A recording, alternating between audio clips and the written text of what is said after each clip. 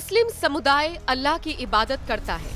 ईसाई समुदाय ईसा मसीह को पूजते हैं, जबकि हिंदू धर्म के लोग सनातन धर्म में विश्वास रखते हैं और भगवान राम, कृष्ण, बजरंगबली, माँ दुर्गा जैसे देवी देवताओं को पूजते हैं। लेकिन बात जब थर्ड जेंडर यानी किन्नर समाज की आती है तो आपको बता दें, उनकी दुनिया एकदम अलग और रहस्यमयी होती है। रहन सहन से लेकर पहनावा, रीति रिवाज और पूजा पद्धति भी आम लोगों से बिल्कुल अलग होती है। यहाँ तक कि इस समाज के लोगों के भी एक आराध्य देवता होते हैं, जिन्हें किन्नर समाज न सिर्फ पूजता है बल्कि उनके साथ किन्नर एक दिन के लिए शादी भी करते हैं और अगले ही दिन विधवा हो जाते हैं।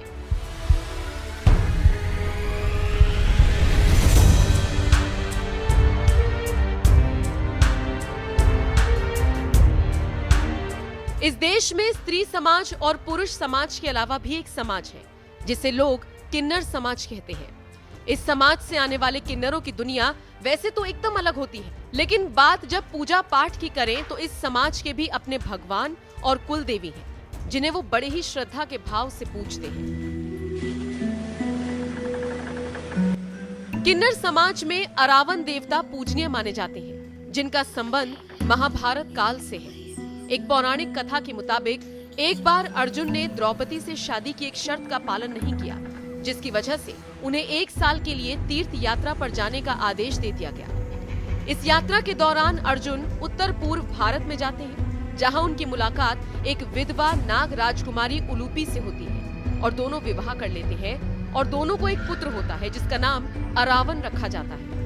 अरावन के जन्म के बाद अर्जुन अपनी पत्नी और पुत्र को छोड़कर आगे की यात्रा शुरू कर देते हैं और जब अरावन युवा होते हैं तो नागलोक छोड़कर अपने पिता अर्जुन के पास चले जाते हैं। जिस वक्त पिता के पास वो जाते हैं उस दौरान कुरुक्षेत्र में महाभारत का युद्ध चल रहा होता है, इसलिए अर्जुन अरावन को युद्ध करने के लिए रणभूमि में भेज देते हैं, जहां उन्हें अपनी बलि देनी पड़ती है, क्योंकि युद्ध में जीत के लिए पांडवों में मां काली के चरणों में नरबलि देनी होती है, जिसके लिए एक राजकुमार की जरूरत होती है।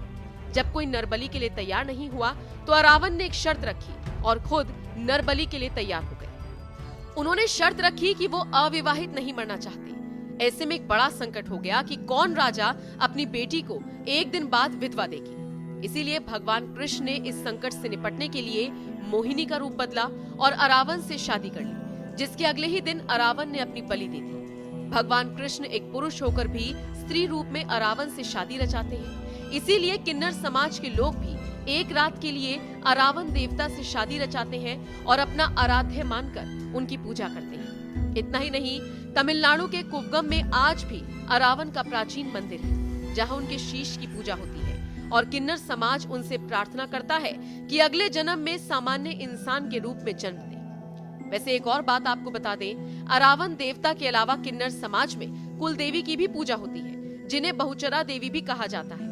भारत में उनके कई मंदिर हैं। किन्नर समाज अर्धनारीश्वर के रूप में पूजी जाने वाली बहुचरा देवी को मुर्गे वाली माता के नाम से भी जाना जाता है, जिनका एक मंदिर गुजरात में भी है, जहां वो मुर्गे पर विराजमान है। यानी किन्नर समाज में कुल देवी के रूप में बहुचरा देवी और अरावन देवता को पूजा जाता है। बहरहाल किन्नर समाज के बारे में इस रोचक जानकारी को लेकर आपका क्या कहना है? अपनी राय हमें कमेंट कर जरूर